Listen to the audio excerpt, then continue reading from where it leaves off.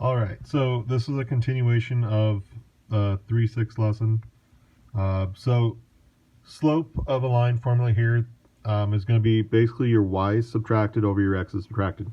Now, if you start with this here second y, you start with the second x. You have to start with the same point each time. So we could have started and did x1 or y1 minus y2, but then we would have needed to do x1 minus x2.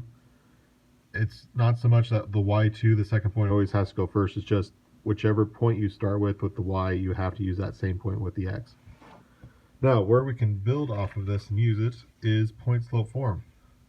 So m is going to be our slope. So once we have our slope, we can put that in here. The y minus y1 equals m parentheses x minus x1. The x1 and the y1 are going to be the x and y of your point. So this first x and this first y are going to stay x and y. It's just you'll sub a number in for the y1, sub a number in for the x1. So it'll be something like this. So write an equation of a line through the point P is -1 comma 4 with a slope of 3.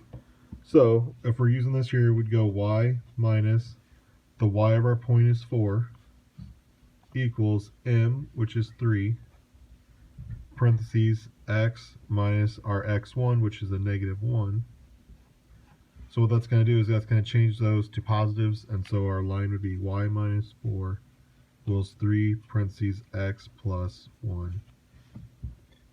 And that'd be it. So all it says is write the equation of a line. We're just going to put in our point, put in our slope, and we're good.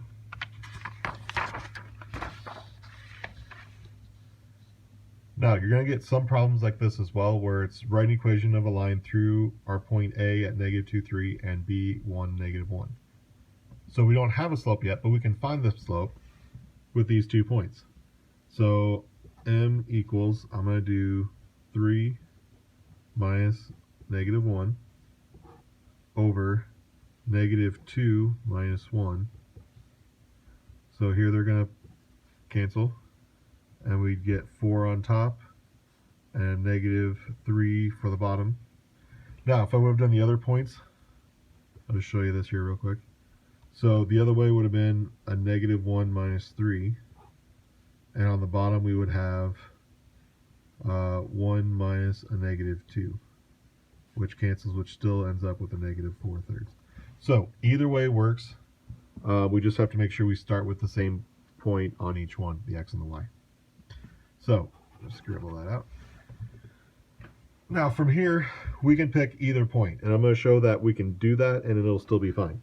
So if I do y minus, I'm going to do the first one there, so 3 equals -4/3 x plus 2. So because it's a -2, that's going to change to a plus. The other side of this was we could write y plus 1, because we're subtracting -1, equals -4/3 x minus 1. Now, to show that these are going to be the exact same, we're going to convert these over to slope-intercept form. So especially if you're going to graph it, it makes it really nice if you can convert that over. So all we have to do is solve for y. So here we're going to distribute the -4/3 in first. So y minus 3 would equal -4/3 x minus 8/3. Because this is really going to be 2 over 1, so when we multiply it, the 4 times the 2, the 3 is times the 1. Because we do railroad tracks, the tops times each other, the bottoms times each other when we're doing fractions. So 2 times 4 is our 8, 3 times 1 is 3, and it was plus, but the negative is going to change it to a minus. Then we're going to add this 3 over. Now, when we add 3 here, we need to convert it over. So if I'm adding 3, this is really going to be 9 over 3 as a fraction, because if I put this over 3, I have 3 wholes. So each one's going to be 3/3. So I'd have 9/3 total. So if I add 9/3 to this, I'm going to end up with y equals -4/3 x plus 1/3. Okay? Now I'm going to do the same thing on the other side. So again, you distribute your -4/3 in first.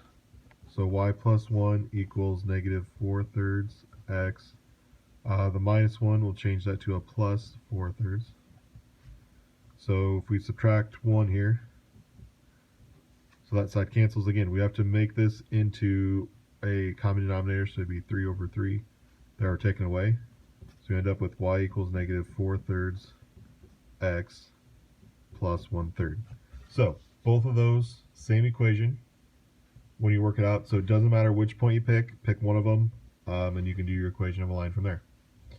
Now, the last couple equations of lines that we're going to deal with here are vertical lines and horizontal lines. So a vertical line is just going to be x equals a being a number. So like if a is 3, x equals 3 would be a line going up and down through the x of 3. And then for a horizontal line, it's going to be y equals b. So say b is negative 2. Well, we'd have a horizontal line cutting through negative 2 on the y. Now, we're going to write an equation of a horizontal and vertical line that contain this point 3, 2. So if they have to go through those points, they're going to be a part of that x the whole time. They're going to be a part of that y the whole time when we do this. So for the horizontal, y is going to equal the y of the point. And that's all you got to do. Vertical line is going to be x equals the x of the point. And that's it.